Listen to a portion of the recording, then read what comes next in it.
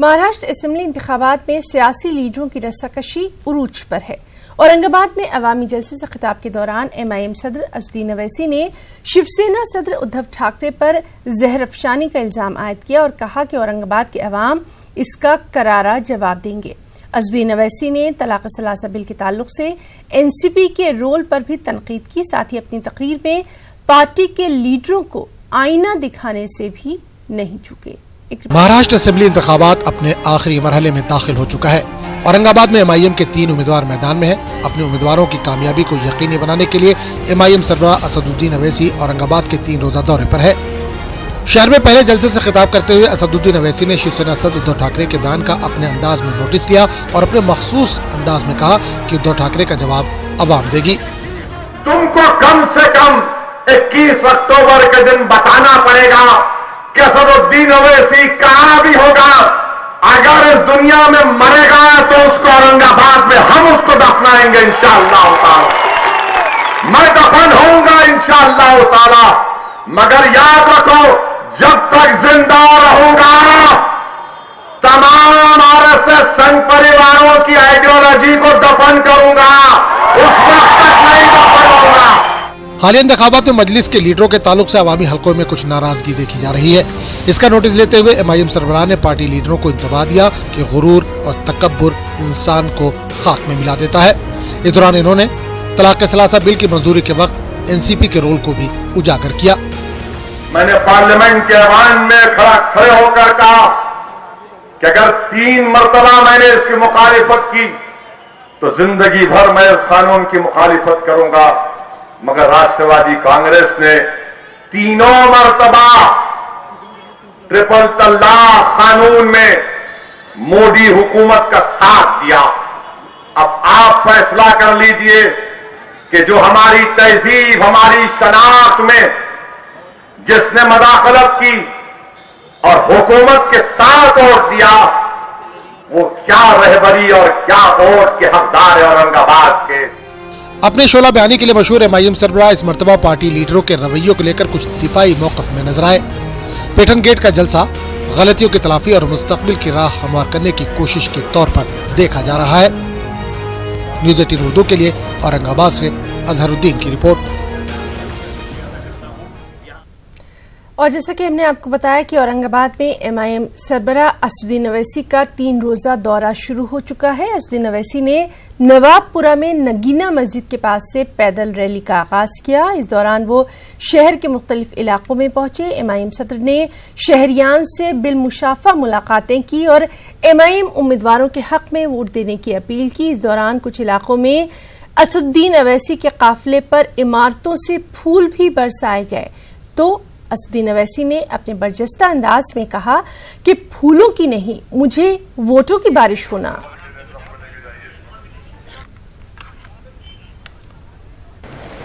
अब जब कोई फादर ऑफ द नेशन के असैसिनेशन में कॉन्स्पिरेटर है और वो इंक्वायरी एक्ट के तहत वो कमीशन बनाया गया था, तो फिर ये किस तरह से जेब देता है हमको बहैसियत एक इस मुल्क के बाशिंदे के सिटीजन के।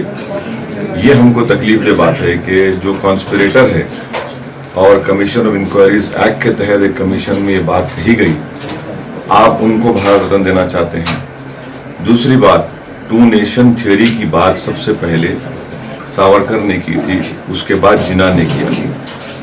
तीसरी बात, जब क्विट इंडिया मूवमेंट का ऐलान हुआ तो हिंदू महासभा और मुस्लिम लीग दोनों एक साथ मंत्री थे। श्यामा प्रसाद मुखर्जी उस वक्त मिनिस्टर थे।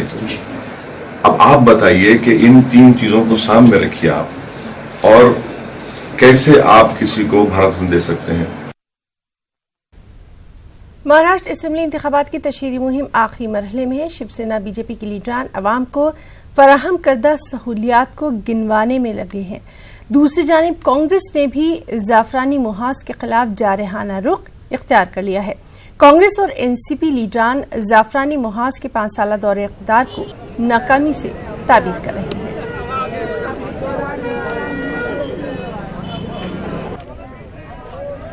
नसीम भाई, एक बात ये बताइए कि मतलब बीजेपी ये दावा कर रही है कि जो जाफरानी महाज हैं वो 36 की 36 सीटों पर जो है वो यहाँ पर काबिज होगा। देखिए, भारतीय जनता पार्टी के मुंगेरी लाल के हसीन सपने देखने जैसी ये बात है। और शिवसेना जो 10 रुपये में थाली देने की बात करती है, उसने इसी तरह से झुनका भाकर के नाम पर 1995 में उन्होंने, जब वो सरकार में आए थे, उन्होंने ऐसे ही कहा था कि हम महाराष्ट्र के गरीब लोगों को खाना देंगे, झुनका भाकर देंगे 2 रुपये में, 5 रुपये में। उन्होंने लोगों को झुनका भाकर तो नहीं दिया, पेट नहीं भरा, बल्कि मुंबई और महाराष्ट्र में जितनी नुक्कड़ पे कीमती ज़मीनें थीं वो सब कब्जा करके वहाँ पे बड़ी बड़ी दुकान बनाया, झुनका भाकर केंद्र के नाम से बोर्ड लगाया, बाद में मल्टीपर्पज़ स्टोर में उसको कन्वर्ट कर दिया। तो शिवसेना ने हमेशा महाराष्ट्र के लोगों को ठगने का काम किया है। आपको लगता है कि कांग्रेस जो है वो इस तरह की चीज़ों को एक्सपोज करने में कामयाब हुई है बीजेपी शिवसेना की? कर रहे हैं हम मतलब कांग्रेस है, हम कर रहे हैं, हम लोगों के बीच जा रहे हैं और लोग खुद जानते हैं, क्योंकि मुंबई और महाराष्ट्र की आवाम समझदार है, पढ़ी लिखी है, वो देख रही है 5 साल में उसने जो भोगा है, जो तकलीफ़ें उठाई है, जो परेशानी उठाई है। चाहे महाराष्ट्र का किसान हो, उसने जो तकलीफ़ें उठाई है किसानों को मालूम है। हमारे महाराष्ट्र का मराठा समाज हो, उसने जो तकलीफ उठाई है उसको पता है। बेरोजगार पढ़ा लिखा नौजवान डिग्रियां लेके घूम रहा है। 3000 से ज़्यादा उद्योग, छोटी मोटी कंपनियां बंद हो गई हैं, लोग बेरोजगारी के कागार पर खड़े हैं। अकोला जिला कलेक्टर की जानिब से अवाम में वोटिंग को लेकर बेदारी मुहिम शुरू की गई है। जगह जगह नुक्कड़ नाटकों और दीगर जराए के जरिए अवाम में वोटिंग की अहमियत पर रोशनी डाली जा रही है। इस दौरान जिला कलेक्टर जितेंद्र पॉपुलकर ने तमाम वोटर्स से 21 अक्टूबर को बड़े पैमाने पर वोटिंग में हिस्सा लेने की अपील की है।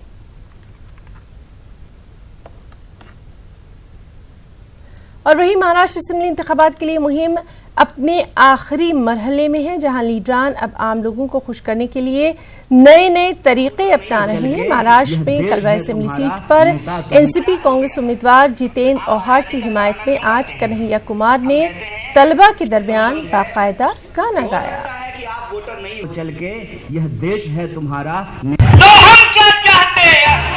है हक हमारी आजादी, है जान से प्यारी आजादी, है प्यारी प्यारी आजादी, है प्यारी प्यारी आजादी। महिलाएं मांगे आजादी, तो पुरुष भी बोला आजादी, अनपढ़ दलित आजादी, किसान भी बोला आजादी, अनपढ़ मजूरा आजादी। आजाद देश में आजादी, आजाद देश में आजादी, आजाद वाली आजादी, अशफाक वाली आजादी, अम्बेडकर वाली आजादी, तो फूले वाली आजादी, फातिमा वाली आजादी, तो मिलकर बोले आजादी, है हक हमारी आजादी, हम लेके रहेंगे आजादी। तुम कुछ भी कर लो आजादी, तुम जेल में डालो आजादी। इसी तरह तमाम सियासी पार्टियों के उम्मीदवार लोगों से मिलने और उन्हें अपने अपने हक में वोट डालने की अपीलें कर रहे हैं। दूसरी तरफ मिली और समाजी तंजीमें भी उम्मीदवारों के हक में वोट देने के बारे में अपने अपने मौक़िफ़ को वाज़े कर रही हैं। इसी सिलसिले में जमात इस्लामी हिंद नांदेड़ की जानिब से भी एक मकतूब जारी करते हुए नांदेड़ शहर के दोनों असेंबली हलकों से इंतखाब लड़ रहे वंचित बहुजन अघाड़ी के उम्मीदवारों की हिमायत का ऐलान किया गया। जमात इस्लामी हिंद नांदेड़ जो है, हमारा जो तायद हमने उनको किया है वो हमारे मैनिफेस्टो की बुनियाद पे किया है। हम उनसे ये एक्सपेक्ट करते हैं कि लोगों के जो बुनियादी प्रॉब्लम्स है उसको एड्रेस करें, उसको सॉल्व करने की कोशिश करें। इलेक्शन के हवाले से तमाम पार्टी के लोग वादा तो करते हैं, लेकिन इलेक्शन के बाद फिर उसको फुलफिल नहीं कर पाते हैं। तो हमारा इन दोनों कैंडिडेट से ये हमारा सवाल भी है और हमारा तकाजा भी है कि आप इंशाल्लाह जीतेंगे भी ज़रूर। और उसके बाद इस मैनिफेस्टो को, जिसका यहाँ पे ये है कि जनतेच्या मागण्या, लोगों के जो बेसिक प्रॉब्लम्स है उसको हमने एड्रेस किया है, तो इसको आप इन फ्यूचर अगले 4 सालों में हल करने की कोशिश करें। और वहीं अकोला के मुर्तजापुर में बीजेपी उम्मीदवार के खिलाफ मराठा समाज ने मोर्चा खोल दिया। दरअसल बीजेपी उम्मीदवार हरीश पिंपले ने मुश्तबा तौर पर मौजूदा रियासती वजीर रंजीत पाटिल के खिलाफ नाजेबा अल्फाज का इस्तेमाल किया था, जिससे मराठा समाज में नाराजगी है। कल मराठा तंजीम गांव-गांव दौरे कर हरीश पिंपले के खिलाफ तशहीर कर रहे हैं।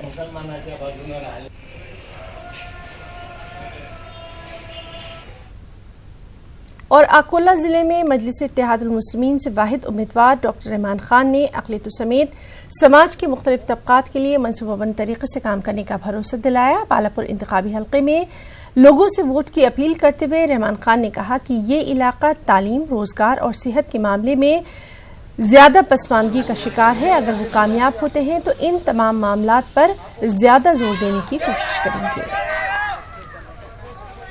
इस बार इलेक्शन में सबसे मेरा अहम मुद्दा सिर्फ एक ही है, ह्यूमन डेवलपमेंट इंडेक्स, वो किस तरह मतलब बढ़ाया जाए। देखा है कि महाराष्ट्र में सबसे नीचे अगर ह्यूमन डेवलपमेंट इंडेक्स किसी तालुके का होगा तो वह है बालापुर और पाथुम का। इसमें सबसे अहम बात यह है कि आप जब तक के लोगों की आमदनी नहीं बढ़ाएंगे, जब तक कि आप लोगों को अच्छी सेहत नहीं देंगे, जब तक कि आप लोगों को अच्छा पानी नहीं देंगे, जब तक कि आप शिक्षा का स्तर नहीं बढ़ाएंगे।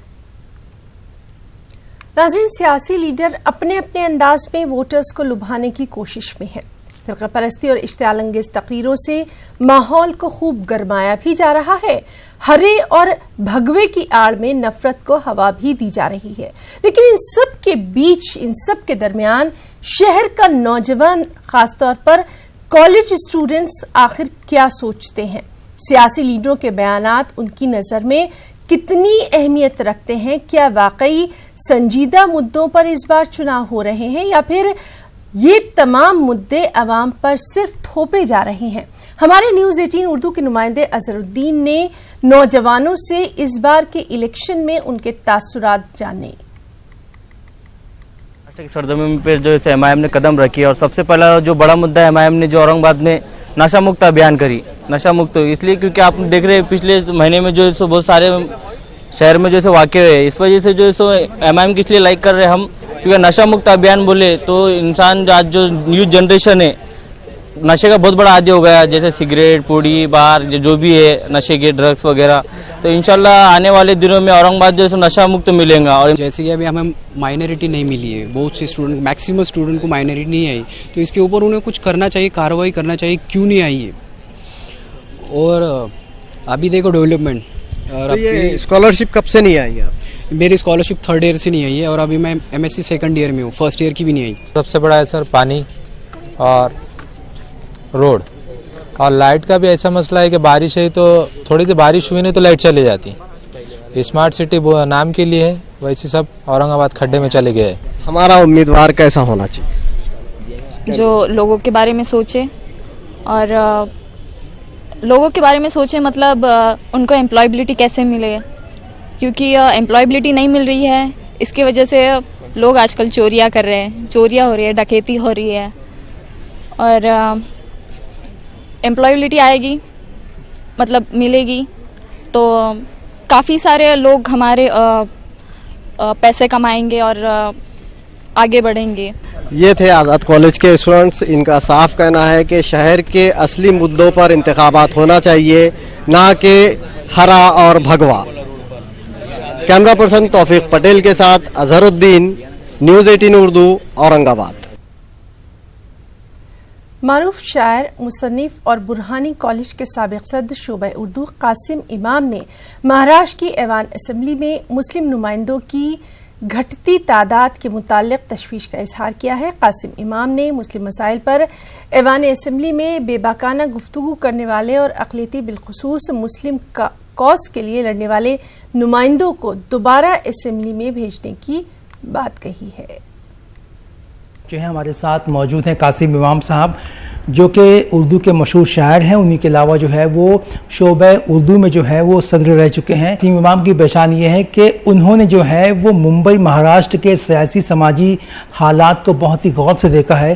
क्या आपको लगता है कि मुंबई के MLA को जो है, जो मुंतखब होकर जा चुके हैं, उनको जो है वो दोबारा आवाम को चुनना चाहिए या आवाम को कोई मुतबादिल ढूंढना चाहिए उनका? देखिए, मुतबादिल तो उस वक्त तलाश किया जाता है जब मुकाबिल में कोई अच्छा उम्मीदवार हो। अब आपके सामने कोई ऐसा उम्मीदवार है जिसको आपने आजमाया है। मिसाल के तौर पर मानखूर, शिवाजी नगर, गवंडी का एक बड़ा पसमानदा इलाका और अपने लोगों की बड़ी गंजान आबादी। यहाँ पर आपने देखा कि 2009 में अबू आसिम पहली बार इलेक्शन लड़े और खुशी की बात यह है कि वो इलेक्शन लड़े और उन्होंने महाराष्ट्र में एक नई तारीख रकम की कि बैकवा को 2 सीटों पर जीते। लेकिन उन्होंने अपने हल का इंतखाब मुंतखब किया गवंडी को, और गवंडी वालों को भी उनकी ये अदा पसंद आई, इसलिए कि गवंडी जो है वो गरीब और पसमानदा पिछड़े हुए लोगों का इलाका था। अगर अबू आसिम आज़मी ने पहले 5 साल में काम न किया होता तो 2-5 साल बाद लोग उनका मुतबादिल तलाश कर लेते, लेकिन उनकी मौजूदगी में कोई मुतबादिल तलाश नहीं किया गया। इसका मतलब ये है कि लोग उनके काम से मुतमईन हैं। लेकिन क्या आपको लगता है कि असेंबली में जो इशू मुसलमानों की ज़रूरत थे उन पर आवाज़ उठा पाई है अबू आसिम आज़मी ने? बिल्कुल उठाई है। मैं आपको एक बात ये बताना चाहता हूँ कि जो इलाके के विकास और इलाके के तरक्की के जो काम हैं, जो बुनियादी हुकूक और बुनियादी ज़रूरतें का काम है, जैसे सड़कों का बन जाना, जैसे ब्रिज का बन जाना, जैसे अस्पतालों का बन जाना, ये ज़रूरी चीज़ें, पानी, बिजली, टॉयलेट्स, ये वो सब मसाइल हैं कि जब जब भी मिल्लत पर, कौम पर, अक़लियतों पर कोई जुल्म होता है, उस जुल्म के ख़िलाफ़ महाराष्ट्र असम्बली में अगर कोई शख्स, महाराष्ट्र असम्बली नहीं, जब वो मेंबर ऑफ पार्लियामेंट है तो भी हमने उनकी तकरीरें देखी, हमने देखा है कि इससे हटकर उन्होंने हमेशा तनहा मुसलमानों के मसाइल को की नुमाइंदगी की है। लेकिन 1-2 ही MLA ऐसे हैं इनमें जो पूरे महाराष्ट्र की नुमाइंदगी करते हैं। कासिम इमाम साहब ये कह रहे थे कि मुसलमानों की ज़रूरत बहुत ही ज़्यादा है असम्बली में, इस मरतबा जो है वो ज़्यादा से ज़्यादा मुस्लिम नुमाइंदगी होनी चाहिए, और वो मुस्लिम लीडरान जो मुसलमानों की आवाज़ बनते रहे हैं, मुसलमानों के मसाइल को जो है वो असम्बली में उठाते रहे हैं, उनको जो है वो दोबारा असम्बली में भेजने की ज़रूरत है। कैमरा पर्सन दिसले के साथ मोहिउद्दीन, न्यूज़ 18 मुंबई। और अब खास बात कर्नाटक की खबरों की तफसील। दलित और मुसलमानों के दरमियान इत्तेहाद को फरोग देने, दोनों तबकों की फलाह व बहबूद के लिए मुश्तरका कोशिशें करने के लिए बेंगलुरु में खास इजलास का इनेकाद किया गया। पॉपुलर फ्रंट ऑफ इंडिया के तहत हुए इजलास में दलित और मुस्लिम तबके के दानिशवरों ने शिरकत की। राउंड टेबल कॉन्फ्रेंस के बाद मीडिया से खिताब के दौरान पॉपुलर फ्रंट ऑफ इंडिया के नुमाइंदों ने कहा कि जमीनी सतह पर दलित और मुस्लिम तबके के दरमियान इत्तेहाद कायम होना चाहिए, क्योंकि दोनों ही तबकों के मसाइल और चैलेंजेस एक जैसे हैं। जैसे लास्ट पार्लियामेंट के अंदर वो लोगों ने जो अमेंडमेंट्स किए हैं, और इवन जो ह्यूमैनिटी को, जो ह्यूमन राइट्स वायलेशन में भी आप देख रहे हैं बढ़ता जा रहा है, उसमें कश्मीर इशू 370 का है, या NIA को जिस तरह से पावर दी गई हैं, UAPA के अंदर जिस तरीके से सख्ती करके जिस तरह से बिल लेकर पार्लियामेंट में पास कराए जा रहे हैं, इसमें मेन टारगेट जो है मुस्लिम्स और दलितों को ही जो है गवर्नमेंट कर रही है। तो इस वक्त में ऑल ओवर इंडिया में दलित और मुस्लिम्स को एक साथ इकट्ठा होकर आने की ज़रूरत है। खासकर मेजर एजेंडास थे दलित कम्युनिटी और मुस्लिम कम्युनिटी का कोऑर्डिनेशन और अलायंस बिल्डिंग किस तरीके से हो करके। तो यहाँ पर बातें आई कि दलित और मुस्लिम कम्युनिटी के इश्यूज सेम है, चैलेंजेस सेम है और थ्रेट्स भी सेम है, इसलिए दोनों कम्युनिटी के बीच में एक सोशल अलाइनमेंट की ज़रूरत है। और ये सोशल अलाइनमेंट सिर्फ लीडर्स के बीच में नहीं होनी चाहिए, बल्कि दोनों कम्युनिटी के ग्रास रूट लेवल में एक अलाइनमेंट होना है करके ऐसा एक फैसला हुआ है। मारूफ समाजी जुहदकार और सिटीजन्स फॉर डेमोक्रेसी के कौमी सदर SR हीरेमठ ने कहा कि दारुल हुकूमत दिल्ली में 19 अक्टूबर को मॉब लिंचिंग और हिंसा मुक्त भारत के लिए साइकिल रैली निकाली जा रही है, जो कि 14 नवंबर को कोलकाता में इख्तिताम को पहुंचेगी। हीरेमठ कर्नाटक के रायचूर में एक प्रेस कॉन्फ्रेंस से खिताब कर रहे थे। इस मौके पर उन्होंने ये भी कहा कि रैली में मुख्तलिफ समाजी तंजीमों के नुमाइंदे, तलबा और सेकुलर जहन के लोग शामिल रहेंगे। कर्नाटक से मजीद 2 राज्यसभा MP बीजेपी में शामिल हो सकते हैं। इनमें एक कांग्रेस और एक JDS का MP बताया जा रहा है। जराये के मुताबिक बीजेपी के senior leader JDS MP D Kupendra Reddy से राब्ते में हैं और उन्हें बीजेपी में शमूलियत की दावत भी दे रहे हैं। बताया गया है कि कांग्रेस के एक हाई प्रोफाइल सीनियर MP पर भी बीजेपी डोरे डाल रही है। बताया जाता है कि तेलंगाना से बीजेपी MP CM रमेश इन दोनों MP से राब्ते में हैं। यहाँ ये बात भी काबिल जिक्र है कि 2 दिन पहले ही कांग्रेस MP KC राममूर्ति ने राज्यसभा चेयरमैन M वेंकैया नायडू से मुलाकात करते हुए राज्यसभा की रुकनीत से इस्तीफा दे दिया था। बेंगलुरु के गुडविल अस्पताल ने बेदारी मुहिम का आगाज किया। खासतौर पर बच्चों की सेहत के मुतालिक वालिदैन में बेदारी प्रोग्राम मुरतब किया। इलाज से बेहतर एहतियात है, इसी फार्मूले को सामने रखते हुए गुडविल अस्पताल के डॉक्टर सैयद मुजाहिद हुसैन ने वालिदैन को जानकारी दी।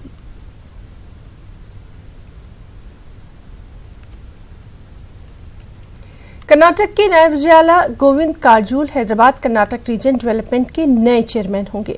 वज़ीर-ए-आला BS येडियुरप्पा ने इसका रस्मी ऐलान किया। दूसरी जानिब काजोल का कहना है कि इलाके में हमजहत तरक्की उनका पहला एजेंडा होगा। आप देखिए ये रिपोर्ट। मुझे इजाजत दें। आदाब। बीजेपी की नई हुकूमत को बरसरे इक़्तिदार आए 3 माह से जायद का अरसा हो चुका है, लेकिन इलाका हैदराबाद कर्नाटक की तरक्की के लिए शहरक समझे जाने वाले HKRDB का चेयरमैन नामजद न करने पर हुकूमत अपोजिशन के निशाने पर है। अपोजिशन की तनकीद का जवाब देते हुए BS येडियुरप्पा ने बिलाखिर खामोशी तोड़ी। ಹೇಳಿದ್ದೇನೆ ಹೊರತು ಬೇರೆ ಅಪಾರ್ಥವನ್ನು ಕಲ್ಪಿಸುವಂತ ಅಗತ್ಯ ಇಲ್ಲ।